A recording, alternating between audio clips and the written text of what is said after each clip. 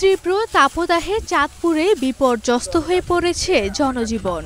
অতিরিক্ত গরমের কারণে দিনের বেলা ধান কাটতে পারছেন না কৃষক, তাই বাধ্য হয়ে রাতে ধান কাটছেন তারা। বৃষ্টিপাত কম হওয়ার ফলে সারা দেশের মতোই স্বাভাবিক হচ্ছে না চাঁদপুরের তাপমাত্রা। আর এই তাপদাহের ফলে বেশি বিপাকে পড়েছে জেলার বোরো ধানের চাষিরা। আমি 40-42 বছরের মধ্যে এরকম তাপমাত্রা আর এত গরম কোনোদিন দেখিনি।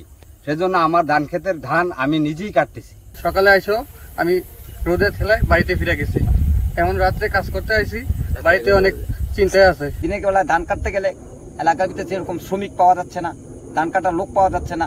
স্থানীয় কৃষকরা জানান, তীব্র গরমে 800 টাকা মজুরি দিয়েও পাওয়া যাচ্ছে না শ্রমিক।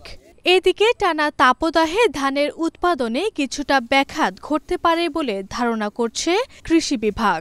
আমরা মনে করি এটি একটি ভালো উদ্যোগ। আমরা জানি যে ধান 80% পাকার পরে কিন্তু এটা কেটে ফেলতে হয়। সেক্ষেত্রে যদি মাঠে যদি ধান পড়ে থাকে সেক্ষেত্রে কিন্তু আমরা বলে থাকি যে 10 থেকে 12% ঝরা ধান হয়ে যায়, ফলে কৃষকের ক্ষতি হবে। এক্ষেত্রে যদি কৃষকরা সন্ধ্যার পর চাঁদের আলোয় যদি কাটে ধানগুলো ঘরে তোলে, তা আমি মনে করি যে এটা একটি ভালো উদ্যোগ। জেলা কৃষি বিভাগের তথ্য মতে চলতি মৌসুমে এই জেলার 62,650 হেক্টর জমিতে বোরো ধানের আবাদ হয়েছে।